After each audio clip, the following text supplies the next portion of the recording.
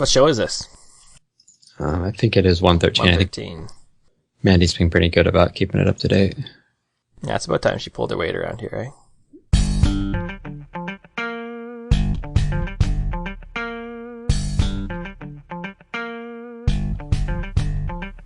Would you like to join the conversation with the Freelancer Show panelists and their guests?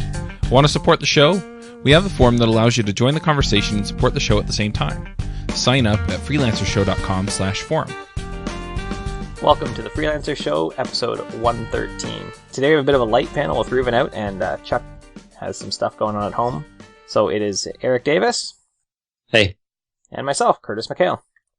Today we're going to talk about learning. A little bit more specifically, even how our learning has changed from when we first started at business and running our business and what we're doing now.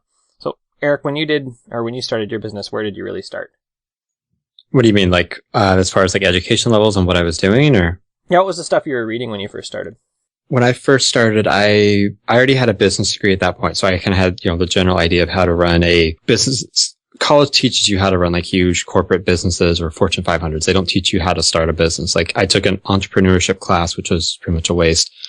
But I knew like the basics of business. And so when I got started, a lot of the stuff I really had to dig into was how to be an entrepreneur, start that kind of business. And most of it was marketing wise, like marketing tactics, not even strategy, just like scrambling to get, new customers, new clients. And so for a long time at the beginning, like that's all my education was focusing on. I was trying to get better at that. My technical skills in Rails and then PHP kind of were at a level where I didn't need to actually improve those so much. Like I was already above a lot of my competition skill wise with that, but it was all marketing, all getting customers. And what's the difference between the strategy and tactics that you learned? A strategy is almost always higher level. A strategy is, like, for example, you're in Los Angeles and you want to go to New York. Well, your strategy is you're going to travel from Los Angeles to New York. The tactics are the actual how you're going to get there. So are you going to drive? Are you going to fly there? Are you going to take a train? And it's also, tactics will mostly change. Like if you take a plane and it gets rerouted to Florida for some reason, your strategy stays the same in that you still want to get to New York, but your tactics of taking a plane right into New York has to change. And so you have to adapt. And so the strategy of like that's like kind of like your larger business focus that won't change very much over time. The tactics are you have to adapt and you stay within the strategy to a certain extent. And you might try out like a whole bunch of different things, see what works, see what gets you to your end goal better. But, it's the different layers of thinking, like your big end goal, what you're doing versus the actual day to day, taking little steps to it.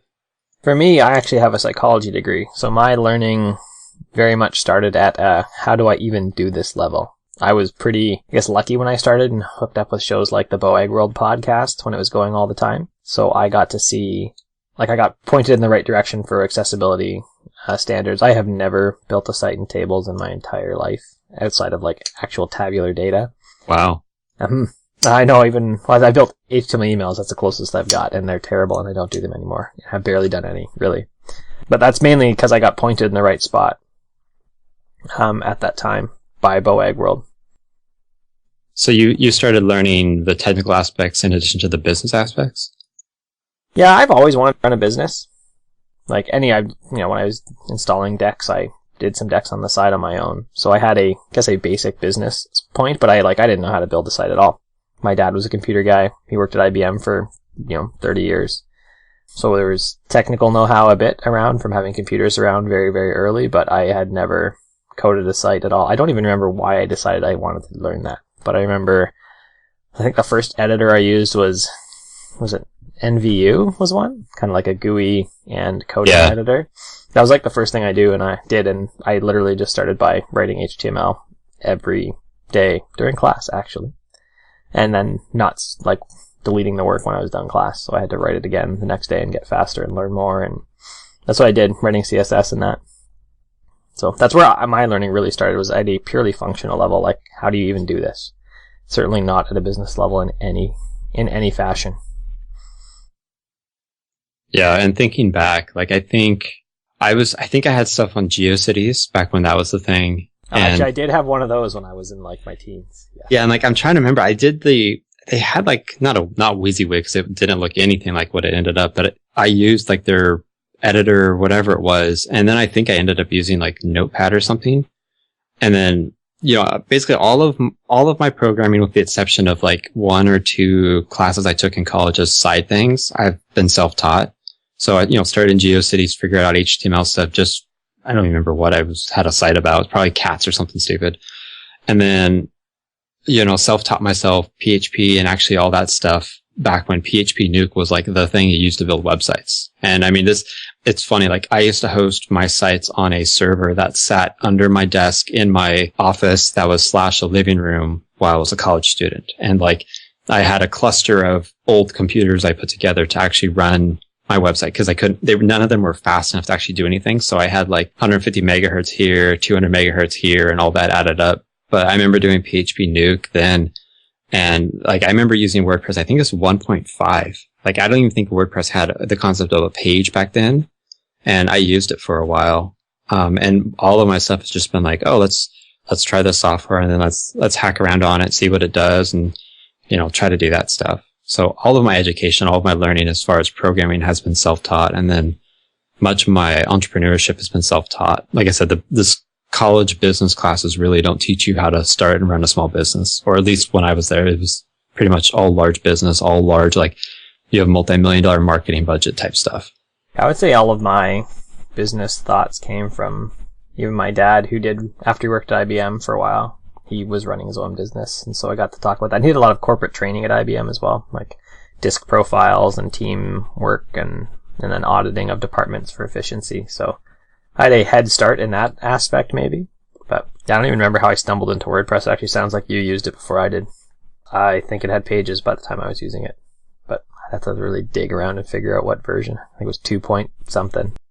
And so I guess like the big thing for me right after, I guess before I got out of college, like I was into programming. I decided like, okay, I want to, build web applications a bit more because they're kind of on the rise. And I think like Paul Graham was writing a lot more. I think that was before Y Combinator because I think I missed the first Y Combinator by about a year. And that like I was out of college for about a year.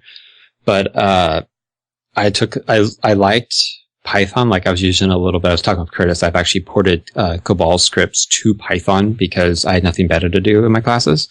And I was looking at Python, but the web stuff just wasn't there. And right around that time, Rails just came out like a few months earlier. And so I actually got on that bandwagon right away and, haven't left. Like Ruby's been like my favorite programming language. And because I got on so early, I've been using it long enough that, I have like the expert level or whatever experience using it. I've seen a lot of things. And so since then, at least on the technical side, a lot of my knowledge has just been adding to like what's changed, what's new, or like, okay, Redis, NoSQL stuff has improved. So that's just added to the existing knowledge I've had. I haven't actually had to go back and actually start from scratch. And that also kind of leaks out into JavaScript and other areas. So like, I'll be doing a Rails project and I'll have to do a bit of JavaScript. Well, because of that, I improve my JavaScript skills. So I don't actually have to go and start from scratch with JavaScript. That's how I've been progressing, at least on the technical side of my learning, is just continuously adding to my body of knowledge and using what I've learned in Ruby to get better at JavaScript. Or I've talked about this story before where I ported a lot of Ruby and Rails concepts into PHP and PHP frameworks just because I wanted to feel more productive. And so it's all been incremental improvement, at least on that side. Yeah, from a technical aspect, I guess actually from any aspect, all of my learning has been pain points or efficiency points, right? When I had heard of Grunt a bunch, and then I started being like, I've got to set up CodeKit again and make sure that everyone can set this up, and this is a pain in the butt. And then I dove into Grunt one afternoon and learned Grunt, and now I use it all the time. Like, yeah, for almost every project, there's some Grunt in there at some point to, compile my CSS or my JavaScript, or to pull all the to-do notes out of my plugin and out of the project in progress so that I can make sure I haven't left one around for something I thought I should do. That's how it's all gone as I progressed. Just looking at my pain points. Even say now I do more of my learning on the business side. So all of the books I'm reading, 90% of the books I'm reading are business focused. And that's all like a pain point. I'm not expert at marketing. I'm not positioning myself how I want to be. And so I'm reading about how to do those things, how to refine my client process. So are you mostly using books to kind of drive your education, or are you using other sources or mediums?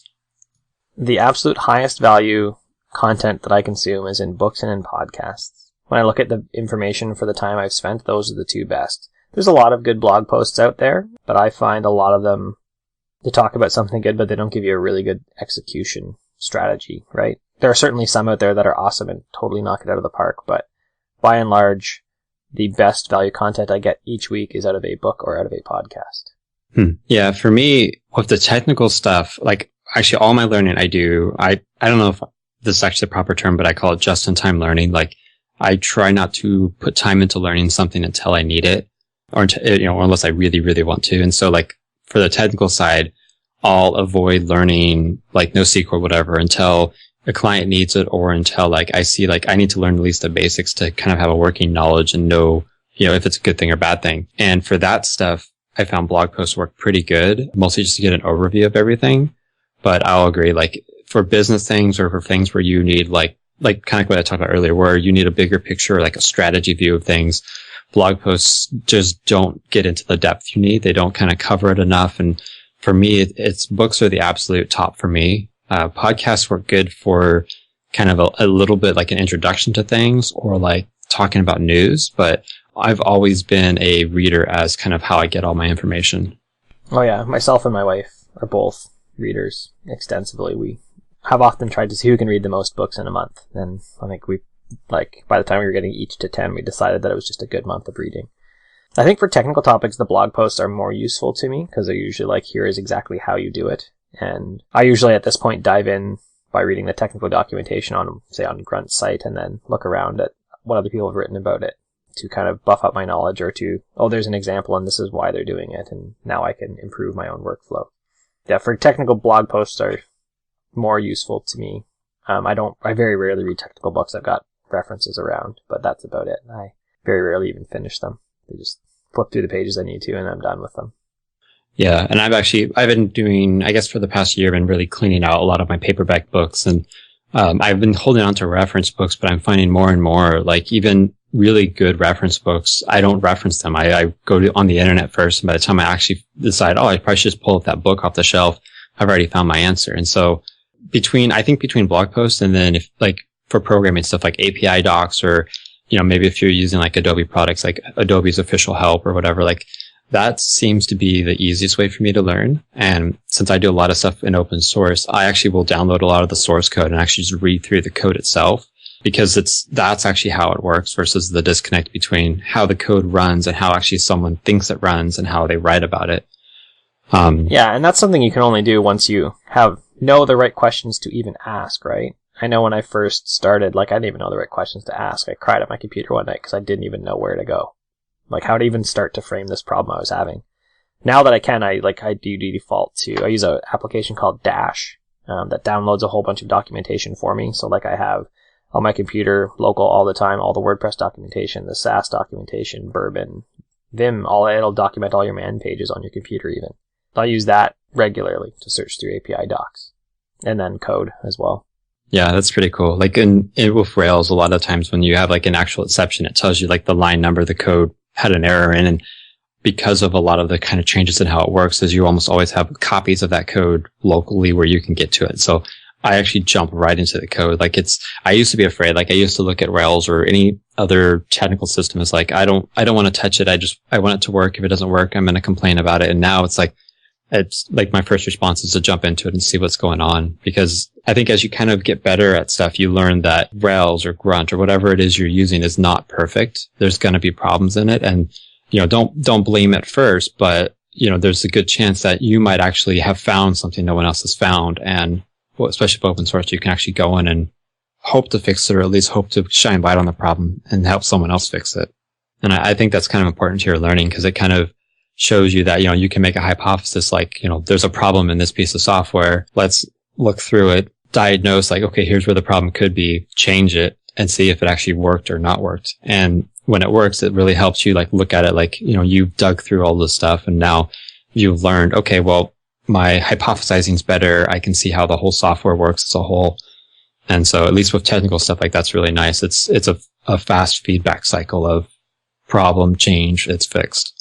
Mm-hmm. Yeah, most of the time when I'm using the documentation, it's for, like in WordPress PHP, like what are the parameters on this again? I just double check it. Or I just read through it, how they recommend best to use it, which may or may not be accurate. Sometimes I read how they said to use it and I was like, oh wait, that's totally broken. And I forgot to go fix it in the documentation, which I tried to do as well, because it's all on a wiki for WordPress stuff. For SaaS, or Bourbon, more often it's stuff like I'm not even aware of all the mix-ins you can use in that yet. So you're just bringing up my general functional knowledge. And one thing, like, it's kind of a hard thing. I think I've written about this a bit, but, with technical stuff, it's easy because you get that fast feedback. You can slowly expose yourself to it. But with business and, any kind of business topics, or especially for me, marketing, like, it's a lot harder to learn because feedback, either you don't get it or it doesn't come as fast. Like, for instance, you might... depending on your site traffic, right? Yeah, I mean, well, not just that, but anything. I mean, you might... maybe you're going to maybe you're working on your sales skills and you try to like pitch a project to a client a certain way. Well, you don't have enough volume to really understand, like, the client said no because of the wording you chose, or they said no because they don't have the money. It's really hit or miss, and it's very not quantitative, but it's qualitative in that you can't really put hard numbers on a lot of business stuff. And I think that tripped me up a lot with marketing. That's why, like, I started to learn marketing when I got started, and I'm still learning parts of it, is that it's not like coding where you can do it and actually see the result and it's correct. Like marketing, you can do it and you might get some results, but you never know if you could have got better results, or if that's the best you can do, or, if you tweak certain things, it's going to be twice as good. And so that's kind of a hard thing. And that's why, when you're learning business, you're almost always continuously learning. Yeah, that's certainly where I feel like I'm lacking most right now, is making and it's, again, because of testing everything you said. That's the thing that I focus on now. One thing that I don't remember how long ago I got into it, but one area, like I said, I was going through all the marketing stuff, trying to find what worked for me, what I enjoyed. And I happened upon, the full on term is direct response marketing, but it's also called direct marketing. It came out of like kind of the mail order catalogs of like, they'd mail out a catalog of stuff people would order things, or nowadays it's more of like a lot of people call it the junk mail, where someone would mail a letter and you'd respond to it and you'd, get a discount or you'd get a free product or whatever. A lot of that has actually moved online very easily. And, the thing, I got into that and I really enjoyed that because a lot of that is very numbers based. It's very analytical. It has feedback mechanisms built in. If you're going to send out 1,000 different, letters to people in your local area and you get only one return, that's less than 1%. You screwed something up. So the next 1,000 you send, maybe you change the letter, maybe you change the envelope, maybe you follow up with a phone call, whatever. But you have that feedback loop of, okay, this next one I'm going to do better by changing one or two factors. And, being a programmer, being very analytical, that's been something good for me. And that's actually helped me because I've learned what works for the actual clients I talk to. Like, I know, doing this sort of action is actually going to give me a better response. And it might not be that way for everyone, but for me in my specific market, it's worked. Another good thing about that is as I'm learning, I'm finding like areas like I either don't know or areas that I know I need to improve my learning. So maybe a year ago, maybe a little less, I realized like I had the process down, I had the analytics down, but my copywriting was bad. Like I wasn't writing compelling copy. And so I actually spent time and dedicated time to learning copywriting and took that new learning and integrated it into all the stuff I've been doing with the hopes of actually making the whole thing better. And so it's kind of given me a focus to see like, where are my weaknesses? What do I want to improve? And that's helped me kind of build a learning plan. So what did you use to learn copywriting, or how did you find those resources? So a lot of the original direct response marketing is built around copywriting. Like that was like the biggest tool they had. So I got some resources from that. The thing is, a lot of that, some of that doesn't translate well to online, and some of it is very, not sleazy, but it comes across as very hard selly, and I don't like that. And I found a lot of my clients don't like that style either. And it was just hard to write. Like I couldn't write that salesmanshipy. I've never been, strong on the salesmanship side. And so I've latched on to people who taught copywriting or kind of wrote a lot of sales material, but they wrote it in more of a helpful, more of a, we're here to help. Here's some help we can give you. If you need more, we'll give you more information if you buy this product or whatever. And the big one that I had is Naomi Dunford from IddyBiz. And she has stuff on and off the market, so you can't get all of her stuff, but she had a copywriting book that I basically devoured. And then we had her on a while ago, Joanna from Copy Hackers. She writes, really good copy that's also like, I want to help you. I'm going to give you as much information as I can. If you need kind of a higher level service or custom stuff, that's where you would actually pay for her services or pay to, your clients would pay to work with you. And so I think between those two and then a couple other ones I found just, that I've gotten good recommendations on, that's kind of built up and like leveled up my copywriting skills to be from a complete absolute novice to being decently good at it. So how do you decide normally like you talked about just-in-time learning, but how do you decide what is the thing that you need at this exact second? Like any given day, I could learn how to run Vagrant a little better developer-wise, or I could learn to do marketing a little better, or I could, do whatever. How do you reckon all the things that you could be learning? I mean, it's hard. A lot of it is, the first thing is like in my experienced pain with something, like I said, with the copywriting, like I could see, like I was doing a whole bunch of activity in certain areas of my business, and I could see that my copy that I was writing was the weak point. I could see that it was letting me down, and it was making it so even if I was doing stellar jobs on my email marketing, stellar jobs on making a product, the copywriting actually made those mediocre results. And so having a pain is kind of the first way I look at, and that's like, okay, that's something I need to focus on. Another aspect is like, what am I interested in? Cause I know I bounce around between ideas and topics. And so if I've, like recently we were talking kind of before the show, I've been looking at a piece of software called Docker, and I've always worked with like virtual machines and all that stuff. Like I ran Zen back when it was like alpha or beta software. Like I know how that works, and I've ran it pretty much all the time, like different virtual stuff. And so Docker is kind of a slant on it. And it's actually a slant on a version that I used to use a long time ago. And so I'm like, oh, I have an interest in that. I don't have a need for it because I use Vagrant or VirtualBox for things already. But Docker's a little bit different, and I think I'm going to learn some stuff from it, and it might end up being kind of one of the main tools I use. So I'm actually scheduled time this week to kind of sit down and play with it, figure out how it works. And so kind of the idea of like, you got the pain, and then you got what are you interested in? And then like the third one, like I said earlier, is just the just in time. Like if I knew a client was coming up that needed help with, we'll say the MailChimp API. Well, I'd probably dig in this week and kind of play around with the MailChimp API a little bit, read the docs, kind of do my learning that way. And that's the just-in-time aspect. I mean, what about you? Like, how do you pick what to learn? Part of it is like what a client project brings up, right? I needed to dig into Vagrant a little deeper for a client project, so I did that. And I usually, I guess, to split up my time, I learn more development during the day and read more about how to run an awesome business at night. And I listen to like nothing. This is probably the most developer-y show that I listen to. Everything else is business focused. So, and there's just time, right? I got the stuff from Copy Hackers and I read a bit of it, but I didn't have time. I guess it wasn't a big enough pain point for me that's the one that I decided was the most beneficial to me at that exact moment. Right. And that's the problem I have is, like you said, I read a lot. And so I'll read things that I don't need, but it's like, it's entertaining. I might pick up a few things, but I don't actually retain a lot of the knowledge.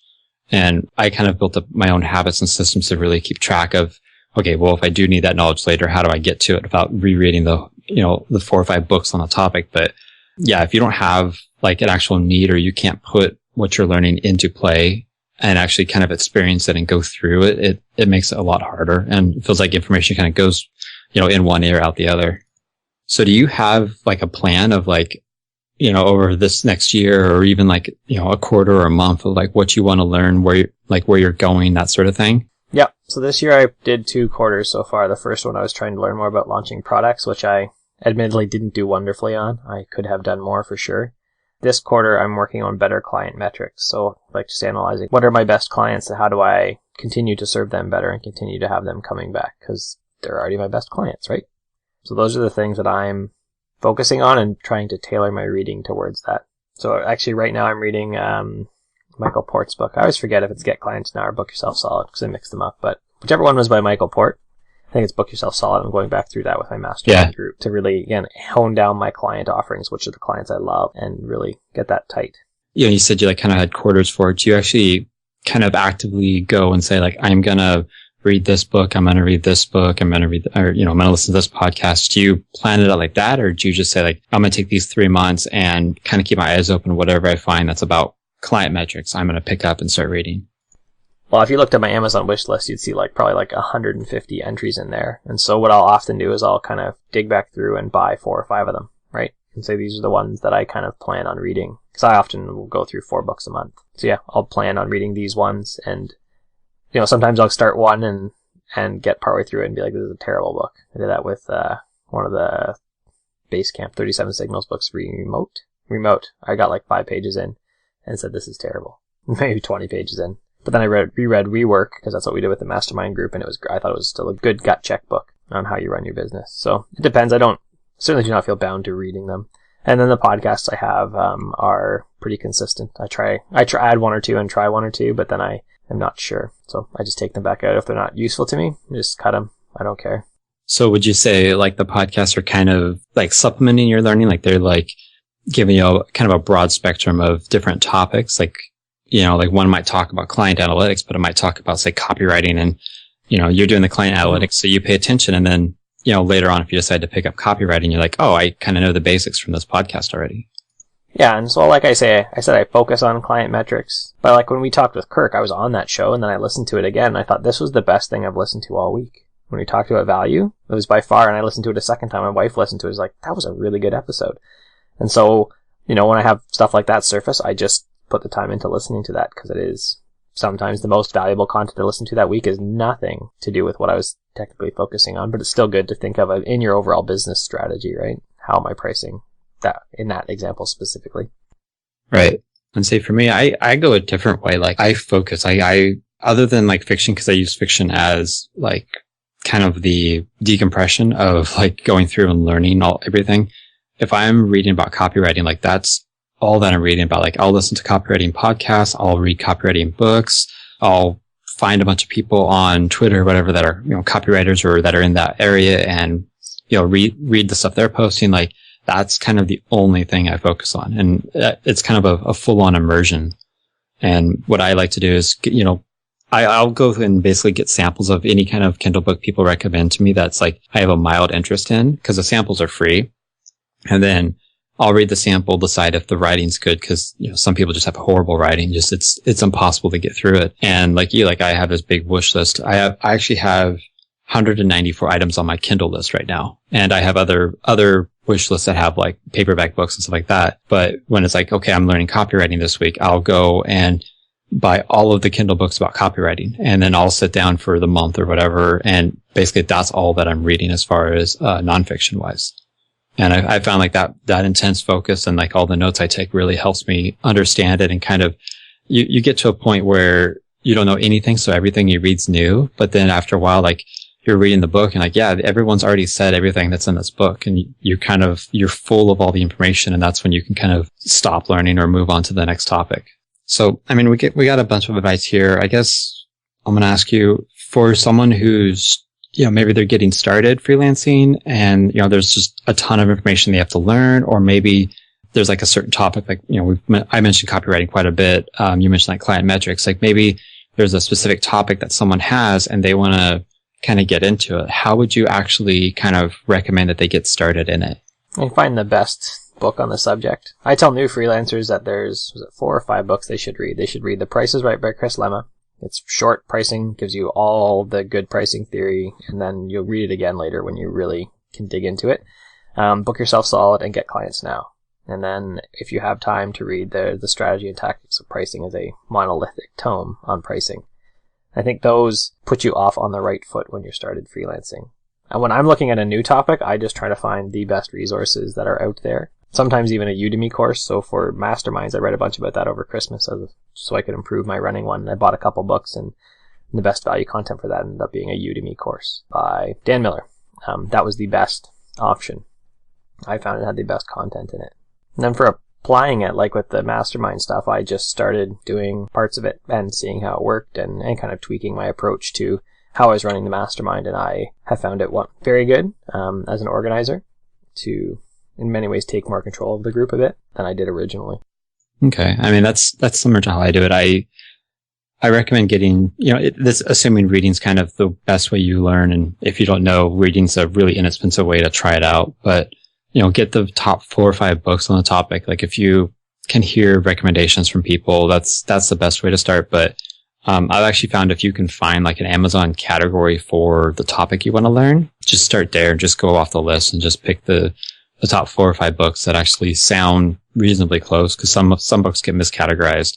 Read them, and then, like I said, you'll hit a point where you feel like people are just repeating the same things you already heard, and kind of once you hit that point, I feel like you've done enough reading that it's time to actually do action. And when you're reading, take notes of things, take notes of important stuff. If something pops in your head of like, oh, this is a great, like you were talking about pricing stuff, like if there's a great pricing tactic, like take a note on that to try out. And if you can, try it out like as soon as possible versus like waiting till you read all the books. But if you feel like you need to wait, just get to where you're comfortable, try it out, and try it in like a way where you feel you can watch it and get the feedback on it to see if it worked. And also where you're a bit protected in that, it's not going to completely kill your business and completely, put you in the poorhouse. Do it where it's a very minor test. And if it goes wrong, it's not that big of a deal.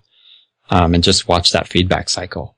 Try one thing you learn, try a second thing you learn, keep doing that. And I mean, that's basically how I learn and how I actually start applying that learning to my business. And then I'm not a good video learner, and I learn only a little off podcasts, but if that's kind of where you learn, I would do it the same way, like find good podcasts or find good videos, especially if you can find like instructional DVDs or instructional stuff on YouTube or conference presentations, that sort of thing. Like, latch on to like the top 5 or 6, or because they might be shorter, maybe even get 10 or 20 of them and dive deep into that topic that you're looking at until you get to the point where, it feels like people are repeating themselves or they're saying the same things, and just, figure out what works best for you learning wise. All right. Why don't we move into the picks now? Eric, what do you have for us this week? So my pick it's on Rachel Andrews' blog. It's called Playing a Mind Game on Distance Running and Product Launches. If you don't know, I'm kind of a runner. I've done 5Ks, but I'm working my way up to do a half marathon. I'm training for it this year. I don't know if I actually run one, but we'll see. So, I'm like obviously watching like kind of running stuff, running advice. Like that's something I'm learning. And Rachel Andrew also runs a product business. And so it's like, oh, look, that's 2 of my interests there.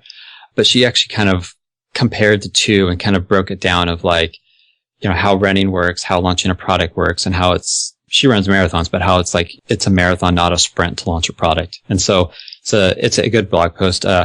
She has a really good blog, and she actually has a really good newsletter. I think it goes out every week that has some stories from her and then kind of like industry news for like the product, solopreneur stuff. So I recommend subscribing to it. And I'm going to recommend Dash today. That's the documentation app that I mentioned earlier. I checked while we were talking, it's got docs for Rails as well, and lots of different flavors of it. And really has documentation. I think there's probably like 80 or 90 sources in there. And then any site can actually, if they just mark it up properly, can easily become that. And it auto updates, so every time there's a new WordPress release, it knows to double check the version number and downloads all the docs again for me, so it keeps itself up to date all the time. Anytime you open it, it starts uploading or downloading all the newest stuff for you. And that is, it's awesome. It saved me a ton of time. It integrates with, say, Vim or with your code editor of choice, so you can search and pop over to that directly quite easily. Yeah, that looks pretty cool. I've used a bunch of different things. Like Ruby has like some built-in stuff where it builds like HTML versions of your documentation. And so people have taken that and extended it to make like bundles of Ruby and Rails and common stuff like that. But this looks nice because you can, if you work in a lot of different environments or you do, PHP and JavaScript and, whatever, Bash or whatever, like this can all do it in one place. Yep. It's easy to even so from Vim, if I just type $D dash, whatever I'm searching, and then type WordPress, it'll center it only on the WordPress docs. And it does tabs and a bunch of other stuff. So it's really nice. It's really slick. I found it, 2 months ago, and have used it all the time. I barely ever open the web pages for these things, unless something seems off, and I'm double checking to make sure it's up to date. Nope, that's it for episode 113. Thanks for listening. Hosting and bandwidth provided by the Blue Box Group. Check them out at bluebox.net. Bandwidth for this segment is provided by CacheFly, the world's fastest CDN. Deliver your content fast with CacheFly. Visit CACHEFLY.com to learn more.